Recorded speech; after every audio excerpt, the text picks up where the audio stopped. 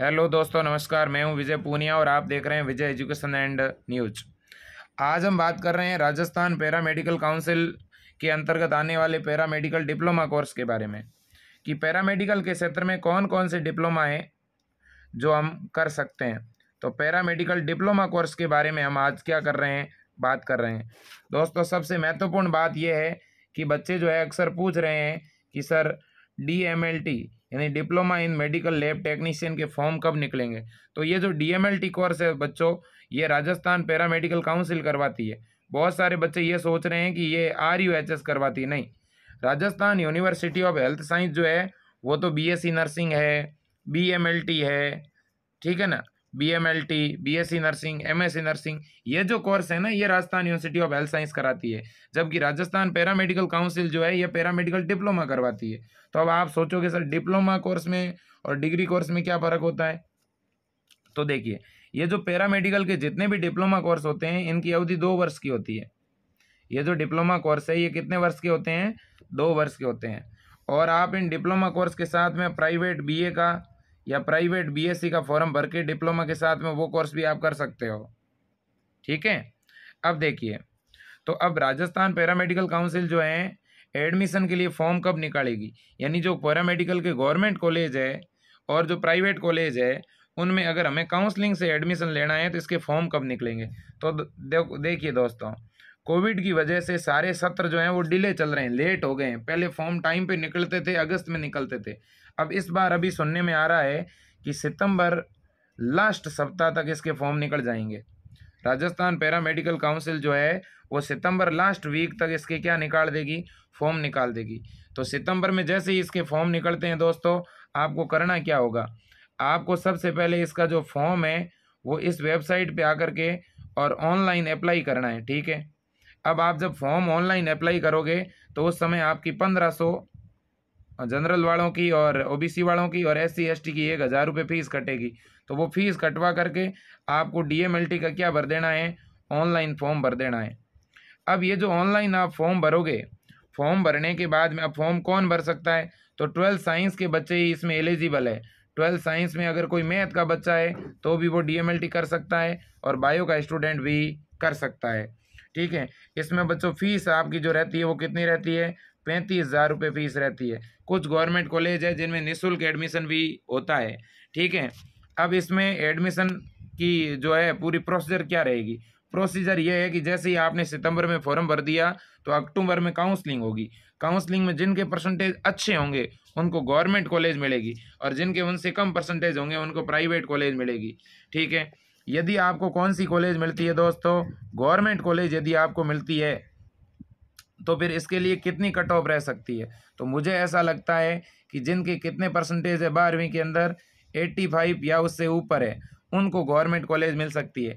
85 से लेकर के 90 तक परसेंटेज वाले जो स्टूडेंट है उन्हें गवर्नमेंट कॉलेज मिल सकती है DMLT की, ठीक है। और इसके अलावा जिनके 85 से परसेंटेज कम है उनको DMLT की कैसी कॉलेज मिलेगी, प्राइवेट।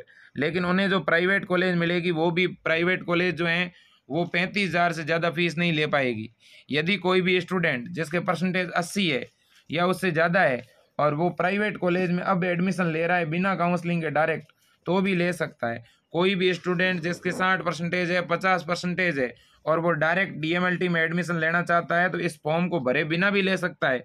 लेकिन वहाँ एक दिक्कत है, दिक्कत ये है कि वो प्राइवेट कॉलेज वाले फीस आपसे ज़्यादा लेंगे, ठीक है ना। वो पर ईयर 50,000 भी ले सकते हैं और वो पर ईयर 70,000 भी फीस ले सकते हैं। लेकिन यदि आप काउंसलिंग से प्राइवेट कॉलेज में एडमिशन लेते हो तो यही फीस आपकी आधी हो जाएगी, ठीक है। तो बात को आप समझ रहे होंगे मैं क्या बताने का प्रयास कर रहा हूँ, ठीक है। तो ये जो राजस्थान पैरामेडिकल काउंसिल के जितने भी कोर्सेज है, करीब करीब 10 प्रकार के कोर्स है। मैं आपको आगे एक PDF में बताने वाला हूँ, पूरी योग्यता, उम्र, काउंसलिंग की प्रक्रिया, ठीक है ना। तो ये अलग अलग प्रकार के 10 कोर्स करवाती है ये राजस्थान पैरामेडिकल काउंसिल।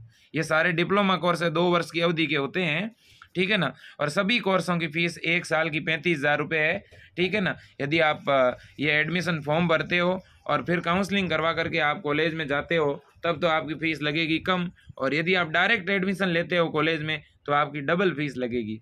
इसमें भी एक SC ST और OBC के अंदर जो BPL कैटेगरी के बच्चे हैं उनको अगर प्राइवेट कॉलेज भी मिल गया यार, अगर उनकी 35,000 फीस लग रही है तो भी उनको वापस मिलेगी। मैं क्लियर कह देना चाहता हूँ, SC ST और OBC के अंदर जो BPL कैटेगरी के बच्चे हैं उनको 100% फीस वापस मिलेगी। उनकी ये पूरी जो है पैरामेडिकल कोर्सेज निःशुल्क होगा। आपकी 1 रुपया भी लगने वाला दोस्तों नहीं है। कौन कौन से SC ST और BPL कैटेगरी के बच्चे जो हैं वो चाहे प्राइवेट कॉलेज से करें चाहे गवर्नमेंट कॉलेज से करें, उनका ये कोर्स पूरी तरह से क्या होगा, निःशुल्क। तो दोस्तों आप अब आ चुके हैं उस पेज पर जहाँ पे आपको समस्त प्रकार के पैरामेडिकल कोर्सेज उपलब्ध होंगे। और यहाँ पे मैं कंप्लीट जानकारी आपको विधिवत रूप से समझाना चाहूँगा कि राजस्थान पैरामेडिकल काउंसिल कौन कौन से कोर्स करवाती है, इनके फॉर्म कब निकलेंगे। तो ये सारी जानकारी देखने के लिए आप इस पेज पर बने रहें। तो देखिए दोस्तों, सबसे पहले ये पिछले सत्र का नोटिफिकेशन है। इस सत्र तो अब तक नोटिफिकेशन जारी हुआ नहीं है। इस सत्र का नोटिफिकेशन कब जारी होगा, इस मामले में भी मैं आपको स्पष्ट जानकारी देने वाला हूं कि किस डेट को जो है इस बार DMLT के फॉर्म निकलेंगे, ये जानकारी भी मैं आपको दूंगा। ठीक है, तो देखिएगा पहले पैरामेडिकल काउंसिल जो है कौन कौन से पैरामेडिकल डिप्लोमा करवाती है।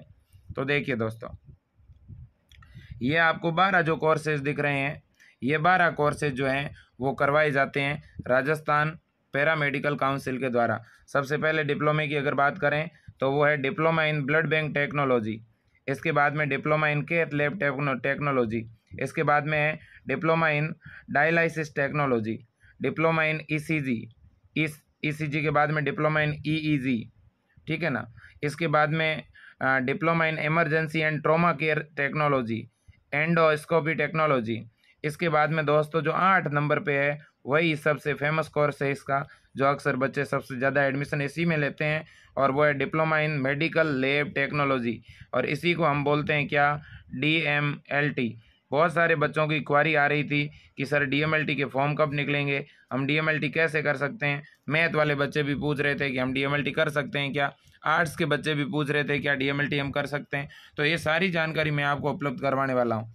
इसके बाद में दोस्तों और भी डिप्लोमा देखो, diploma in operation theatre technology, diploma in ophthalmic technology, इसके अलावा ऑर्थोपेडिक्स टेक्नोलॉजी, और इसके अलावा रेडिएशन टेक्नोलॉजी।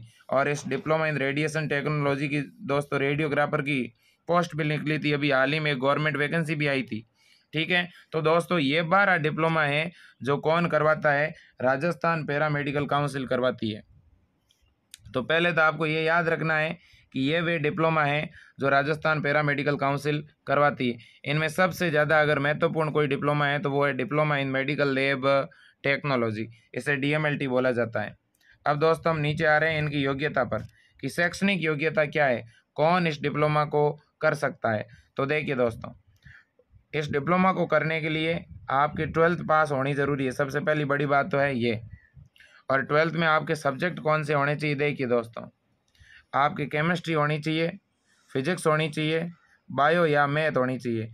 इसका मतलब ये हुआ कि ये कोर्स केवल और केवल साइंस के बच्चों के लिए। याद रखना, यदि आप DMLT करना चाहते हैं या रेडियोलॉजी के अंदर डिप्लोमा करना चाहते हैं तो साइंस के स्टूडेंट ही कर सकते हैं, आर्ट्स के स्टूडेंट पैरामेडिकल कोर्सेज नहीं कर सकते। आर्ट्स के बच्चे कोई भी पैरामेडिकल कोर्स नहीं कर सकते।